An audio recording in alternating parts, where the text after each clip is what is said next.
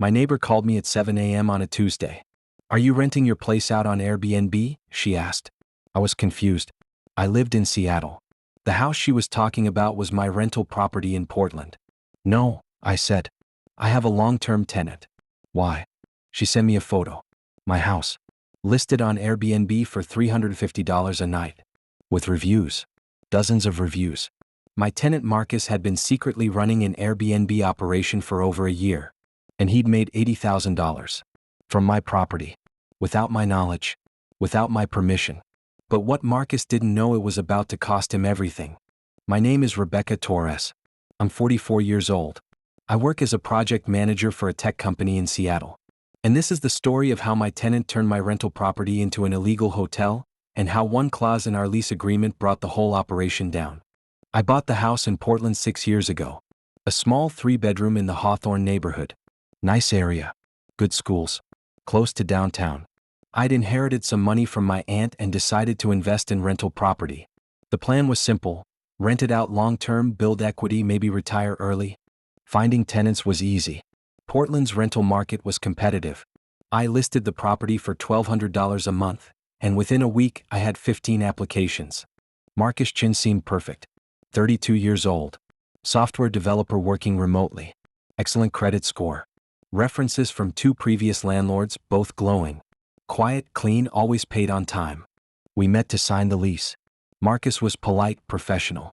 Asked good questions about maintenance procedures and utility responsibilities. He read through the entire lease agreement, which was rare. Most tenants just signed where I pointed. "Clause 2, he said. No commercial use of the premises. "What exactly does that mean?" "It means you can't run a business out of the house," I explained. "No office with clients visiting. No storage for business inventory. No subletting to others. Standard clause." "Got it. Makes sense." He signed. Paid first month's rent, last month's rent, and security deposit. Moved in 2 weeks later. For the first year, Marcus was exactly what his references promised. Rent arrived on the first of every month. Never late. Never short.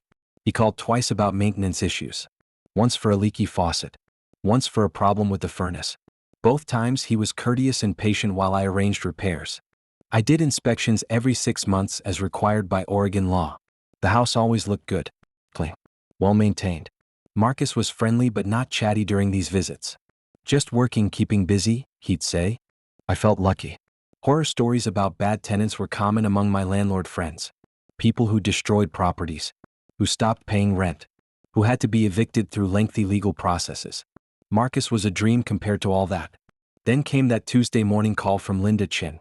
No relation to Marcus, just coincidentally the same last name. Linda was my neighbor. Well, the house's neighbor. She lived 3 doors down and had my number from when I'd given it to her during a neighborhood association meeting. "Rebecca, are you renting your place out on Airbnb?" I was making coffee, getting ready for work. The question didn't make sense. "No. I have a tenant." "Why do you ask?" "Because I just saw your house listed. My sister's visiting next month and I was looking for places nearby. Your house came up." "That's impossible. Marcus lives there. Full time." "Well, someone's listing it. $350 a night. It has like 60 reviews." My coffee went cold as I pulled up Airbnb on my phone. Searched for properties in the Hawthorne neighborhood. And there it was. My house. My blue Craftsman with the white trim and the rose bushes I'd planted. The photos were professional. Interior shots of the living room, kitchen, bedrooms. The listing described it as a charming Portland retreat in a walkable neighborhood. Host name, Mark C., joined 2 years ago. 63 reviews. Average rating, 4.8 stars. I clicked through the reviews. Great location. Super clean. Mark was very responsive. Perfect for our Portland getaway. The earliest review was from 18 months ago. 18 months. Marcus had been doing this for a year and a half. I felt sick. I scrolled through the calendar. The property was booked almost every weekend for the next 3 months. Some weeknights too. $350 a night. If he was booking even half the month, that was... I did the math. Roughly 15 nights a month at $350. That's $5,200 a month. For 18 months. Over $90,000. Marcus was making $90,000. From my property. While paying me $1,200 a month in rent. I sat down. Tried to think clearly. My first instinct was to call Marcus immediately, confront him, demand answers. But something made me stop. If I confronted him now, he might delete the listing, clean up evidence, make it harder to prove what he'd been doing. Instead, I called my lawyer. Well, my brother-in-law Kevin, who was a real estate attorney. Kevin, I need advice. My tenant is running an Airbnb out of my rental property without permission. How long has this been going on? Kevin was quiet for a moment. Rebecca, that's illegal on multiple levels. Lease violation, potential insurance fraud, possible tax evasion if he's not reporting the income. Do you have a clause in your lease prohibiting commercial use or subletting? Yes. Clause 2. No commercial use. No subletting without written permission. Then you have grounds for immediate eviction. And potentially grounds to sue for the profits he's made. Can I really sue for the money he made? Absolutely. He was using your property to generate income without permission. That's unjust enrichment. Courts take that seriously. But you need to document everything. Save the listing. Screenshot the reviews. Get records of bookings if possible. I spent the next 2 hours taking screenshots. Every review. Every photo. The calendar with bookings. I created a folder on my computer with everything organized by date. Then I did something I'd never done before. I booked my own property. I created a fake account. Used a different email. Booked a weekend 2 months out. $350 a night. 2 nights. $700 total, plus Airbnb fees. Marcus sent me a confirmation message within an hour. Thanks for booking. You're going to love the space. Check-in is after 3 p.m.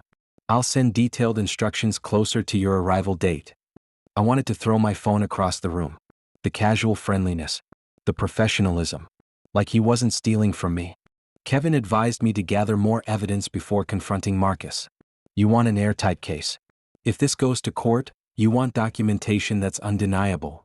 So I waited. It was the hardest week of my life. Every time Marcus texted about routine property matters, I had to respond normally. Act like I didn't know. Meanwhile, I did more research. I called my insurance company. Hi, this is Rebecca Torres. I have a property insurance policy with you for my rental home in Portland. I just found out my tenant has been running an Airbnb without my knowledge. Am I covered if something happens? The agent's tone changed immediately. No, absolutely not. Your policy covers long-term residential rental. Short-term rental is a different risk category. If something happened, a fire, injury to a guest, property damage, your claim would likely be denied. So I've been exposed to liability for 18 months? Unfortunately, yes. I'd recommend addressing this immediately. I hung up feeling even angrier. Marcus hadn't just stolen income. He'd exposed me to potentially catastrophic liability. If one of his Airbnb guests had been injured, sued me, my insurance wouldn't have covered it. I also checked Portland's short-term rental laws. Turns out you need a permit. The city regulates Airbnb rentals. Limits the number of days. Requires safety inspections. Marcus had none of this. He was operating illegally. By the end of the week, I had everything Kevin said I needed. Documentation of the Airbnb listing. Screenshots of reviews spanning 18 months. Evidence of bookings. Proof that Marcus was charging $350 a night while paying me $1,200 a month. Kevin drafted a formal notice. Breach of lease agreement. Immediate termination. 30 days to vacate. We also included a demand letter. Marcus owed me restitution for the profits he'd made using my property without authorization. I drove to Portland that Saturday. Didn't tell Marcus I was coming. Wanted to see the property with my own eyes. I parked down the street and watched. At noon, a couple in their 30s came out. Loaded suitcases into a car. They'd clearly just checked out. 20 minutes later, a cleaning service van pulled up. 2 people went inside with supplies. They were in there for an hour. This wasn't amateur hour. Marcus had a system. Professional cleaners. Turnover process. He was running a full operation. At 2:30 p.m., a new couple arrived. Early 30s. Pulling suitcases. They went to the front door, checked their phones, then used a lockbox to get a key. A lockbox I'd never authorized. I waited until they were inside. Then I knocked. The woman answered. Hi, can I help you? I'm Rebecca Torres. I own this house. Can I ask who you are? Her face changed. We rented this place on Airbnb. For the weekend. Is there a problem? I'm sorry, but you've been scammed. This property isn't supposed to be on Airbnb. The person who rented it to you doesn't have permission to do so. What? but we paid $700. I know, and I'm very sorry, but you need to leave. This is not a legal short-term rental. The husband appeared behind her. We're not leaving. We paid for this. We have confirmation. I understand, but this is my property, and the person who listed it is violating his lease. You can file a complaint with Airbnb for a refund, but you cannot stay here. They were angry, understandably. But after I showed them my property deed and explained the situation, they realized they'd been caught in someone else's scam. They packed up and left, muttering about lawyers and Airbnb customer service. Once they were gone, I called Marcus. Rebecca, hey, what's up? Marcus, I'm at the property right now. I just had to tell 2 Airbnb guests to leave. Silence. Long silence. I can explain. Rebecca, please, let me explain. I can make this right. 20 minutes. Be here. Marcus arrived 30 minutes later.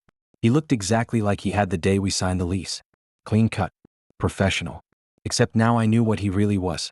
We sat at the kitchen table. The same table that had been in the professional Airbnb photos. How long? I asked. 18 months. How much have you made? He hesitated. Around $80,000. $80,000. From my property.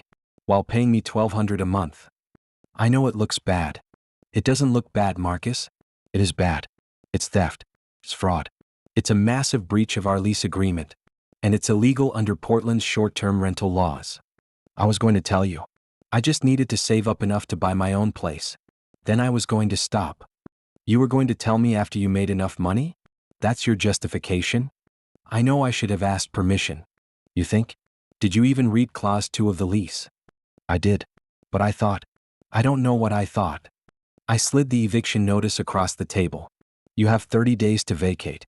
This is a formal eviction for breach of lease. Specifically, commercial use of the property without permission. Marcus read it. His face went pale. 30 days? Where am I supposed to go? That's not my problem. You should have thought about that before you turned my house into a hotel. What about my security deposit? You won't be getting that back. It'll go toward damages and legal fees. In fact, my lawyer will be contacting you about restitution for the profits you made. You're suing me? You made $80,000 using my property without permission. Yes, I'm suing you. Marcus tried to negotiate. Offered to pay me half the profits. Offered to pay double rent for the next year. Begged me to let him stay and just stop the Airbnb. But I was done. He'd had 18 months to come clean. 18 months to do the right thing. Instead, he built an entire illegal operation, exposed me to liability, and made enough money to buy his own house while I covered his overhead. The eviction process took 45 days. Marcus fought it initially. Hired a lawyer who argued that I hadn't suffered damages since he'd always paid rent on time and maintained the property. Kevin demolished that argument. Your client generated $80,000 in commercial revenue using property he didn't own, without permission, in violation of a clear lease clause. The fact that he paid $1,200 a month doesn't absolve him of theft. The judge agreed. Ruled in my favor. Marcus had to vacate immediately. But the legal battle wasn't over. I filed a civil suit for unjust enrichment.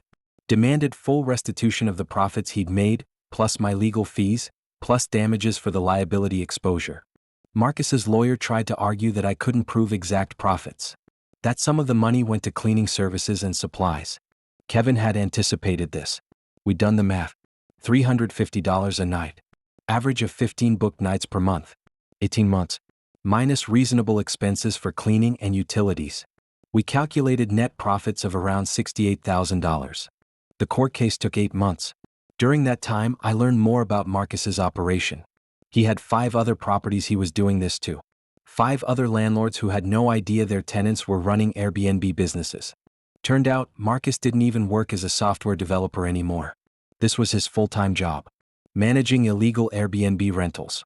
He'd refined it to a system. Find properties in good neighborhoods. Sign long-term leases. Immediately start listing them on Airbnb. Pocket the difference. He was making over $30,000 a month. Across 6 properties. And none of the landlords knew. Until I found out. And my lawsuit opened the door for the others. The judge ruled in my favor. Marcus owed me $68,000 in restitution, plus $12,000 in legal fees. Total, $80,000. But Marcus didn't have it. He'd spent most of the money. New car. Expensive trips. Designer clothes. The lifestyle of someone making $500,000 a year. So Kevin helped me place a lien on his assets. We garnished his wages from whatever job he eventually got. Set up a payment plan that would take him 7 years to complete. I'll probably never see all the money. But that wasn't really the point. The point was accountability. Marcus had stolen from me.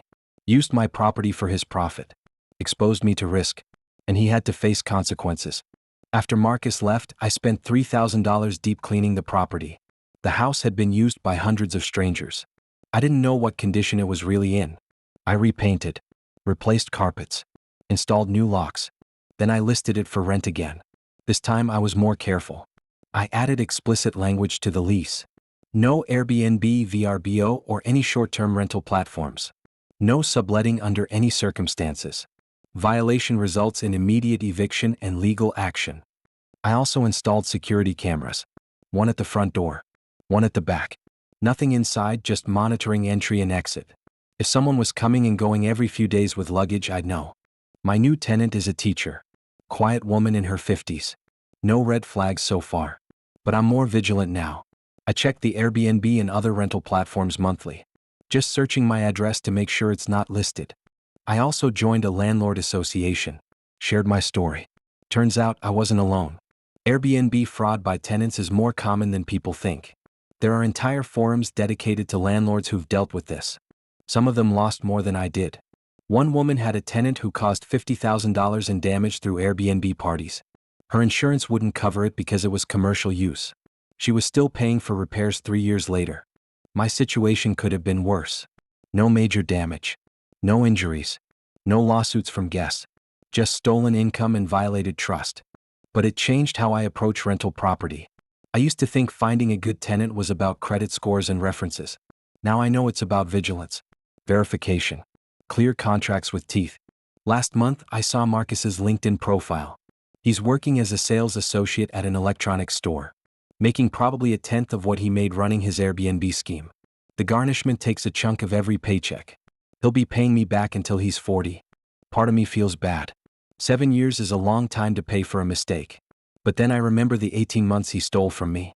The $80,000 he made. The liability he exposed me to. The trust he violated. And I don't feel bad anymore. People ask me if I'd ever use Airbnb myself. As a guest. The answer is yes.